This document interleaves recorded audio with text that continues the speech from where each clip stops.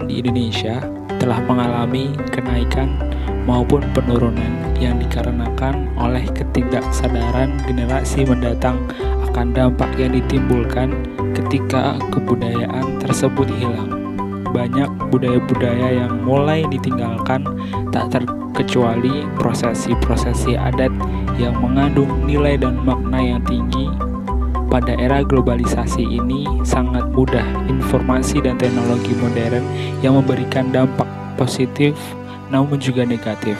Salah satu dampak negatif tersebut adalah kejenuhan generasi muda akan tradisi adat, sehingga generasi muda lebih menyukai hal-hal yang modern dibandingkan tradisional. Budaya daerah tentu saja memegang peran penting bagi kelangsungan hidup kebudayaan nasional. Budaya daerah sudah seharusnya dipelihara dan dijaga oleh masyarakat Indonesia. Dengan mempelajari secara mendalam, maka kebudayaan daerah tersebut dapat dikenali dan diteruskan pada generasi berikutnya, sehingga dapat menerapkan nilai-nilai sosial dan budaya yang terkandung dalam setiap aspek kehidupan.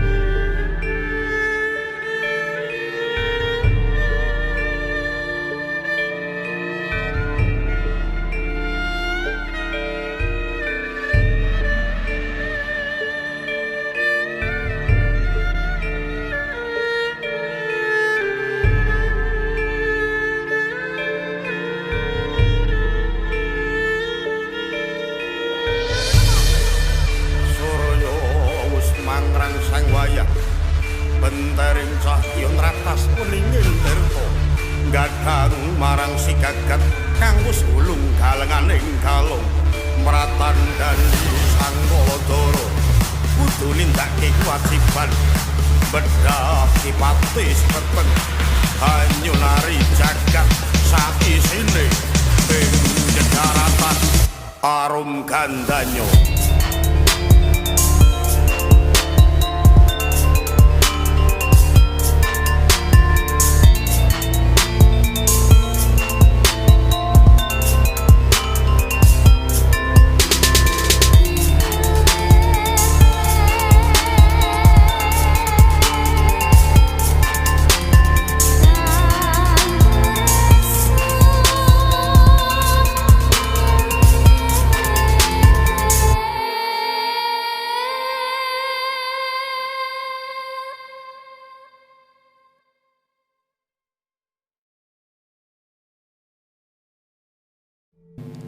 Hai semua, sebelumnya terima kasih yang sudah nonton 8 menitnya untuk melihat video tadi.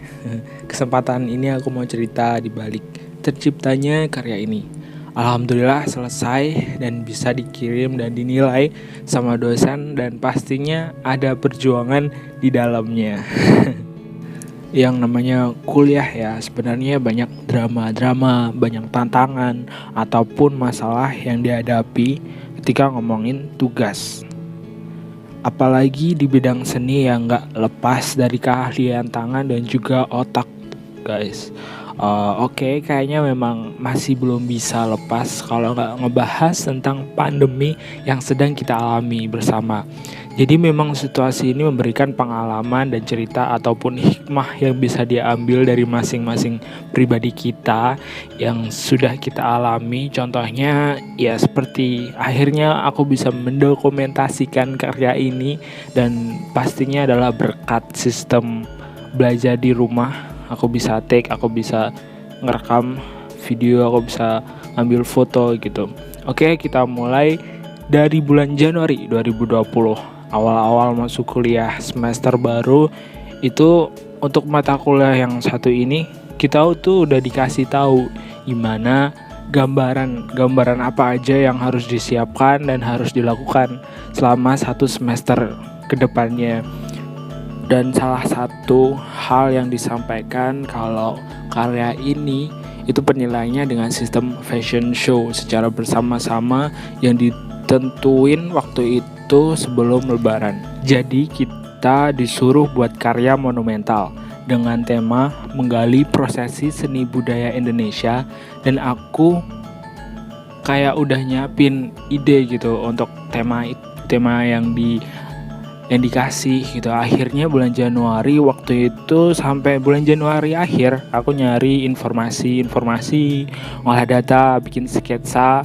Terus bulan Februari awal aku udah presentasi dengan milih salah satu kebudayaan tradisional yang terdapat di Indonesia, yaitu ritual ngarak siwur dan nguras enceh makam Raja-Raja Imogiri.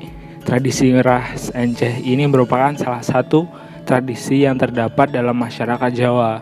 Tradisi nguras enceh dilakukan oleh masyarakat Kecamatan Imogiri yang notabene aku sendiri sebagai orang yang dilahirkan dan besar di Imogiri ini tuh tertarik banget untuk mengungkapkan dan memperkenalkan budaya Imogiri ini. Dan terus karena topik ini juga bukan pertama kalinya aku angkat untuk bikin karya gitu. Karena bersih itu bukan hanya sekedar bersih secara visual, tapi bersih secara sudah selesai, kita berakhir pada ini. Yeay. Dilanjut dengan konsultasi dan beberapa kali revisi desain gitu. Aku pikir ketika aku sudah ngerjain step ini lebih cepat, aku bisa nyelesain ini desain, ini presentasi, pastilah aku kan lebih banyak punya waktu untuk ngerjain yang lain ataupun sudah bisa mulai memproses ide tadi menjadi wujud yang nyata gitu. Dan akhirnya corona menyerang dan kampus berubah ke sistem online dan aku belum beli bahan dan alat-alat yang dibutuhkan untuk bikin karya gitu. Banyak wilayah-wilayah yang ditutup serta toko-toko juga tutup. Ini aku mulai dilema, galau, gundah gulana. Dan di antara tugas-tugas yang lain, kayaknya tugas karya monumental ini kayak nyerah gitu. Kayaknya ini tugas bakalan gak bisa aku selesain, dan berencana buat ngambil mata kuliah ini tuh tahun depan gitu. Dan lanjut di bulan Mei 2020 saat lebaran, pastinya nggak bisa ketemu banyak orang, dan akhirnya bermaaf-maafan, ketemu, ngobrol, video call keluarga, teman, bahkan tetangga juga. Dan momen video call bareng teman satu kelas di kampus gitu, dan pastilah salah satunya ngebahas tugas dong gitu. Banyak yang nggak percaya kalau aku tuh nggak bikin tugas sama sekali untuk mata kuliah ini ya, karena aku emang belum bener-bener lanjut ngerjain sama sekali gitu, karena soal alat, bahan, dana, juga sama situasi yang kayaknya bikin aku tuh mikir kekeh untuk ngulang aja gitu. Tapi setelah dipikir-pikir ngerasa bersalah kalau belum usaha dulu. Terus banyak teman-teman juga yang kuliah tuh ngerjain meskipun dengan seadanya, sebisanya, dan ya mereka istilahnya kayak ngasih semangat gitu. Dan ada waktu sekitar 2 minggu hingga akhirnya aku ngumpulin tenaga dan niat lagi buat ngerjain tugas yang satu ini, yang pada waktu itu deadline-nya di tanggal 9 Juni 2020. Karena situasinya juga udah beda gitu, udah berangsur membaik dari kemarin-kemarin. Akhirnya aku beli bahan dengan cara nitip ke orang, karena belinya tuh di pusat kota Jogja, sedangkan aku kan tinggalnya di termasuk di desa gitu. Dan akhirnya aku mulai proses nyelesain tugas, entah hasilnya kayak gimana karena keterbatasan saat itu. Cuman aku berusaha untuk ngerjain dengan maksimal yang aku bisa gitu. Terus aku gunain metode pendekatan seperti metode pendekatan estetika, itu metode untuk memperlihatkan ilmu keindahan di dalam seni, menyinggung wujud, bentuk, keserasian, keseimbangan gitu-gitu. Terus juga pakai metode pendekatan semiotik. Itu metode digunakan karena banyak simbol dan tanda-tanda dalam upacara ngarak siwur dan nguras enceh ini. Secara makna nama itu sendiri, simbol-simbol yang ada pada penggunaan properti maupun objek penting lainnya yang menunjang prosesi tersebut gitu. Terus juga pakai pendekatan historis, selain berkaitan dengan filosofi sejarah dan berkaitan dengan penelitian tentang teori, asal mula, perkembangan, dan peradaban. Kalau ngomongin sejarah bakalan panjang gitu, jadi ya kalian bisa cari tahu sendiri. Terus pakai juga metode pendekatan empiris, digunakan berdasarkan pada pengalaman aku sendiri dalam berinteraksi dengan lingkungan, dengan melihat dan ikut dalam prosesi ini juga berpengaruh terhadap pembuatan karya ini gitu. Oke, kita masuk ke data acuan. Ini ada bentuk bangunan gapura. Kalau kalian berkunjung gitu, naik ke atas tangga, pasti nemuin ada gapura ini. Terus juga ada tandu siwur dan payung. Terus ada iringan kirap, iring-iringan gunungan, dan prajurit. Terus ada siwurnya dan prosesi ngoras encehnya. Dan penciptaan karya ini, teknik yang aku pakai dalam pengerjaan adalah teknik batik, tie-dye, makram, dan teknik hias kreasi.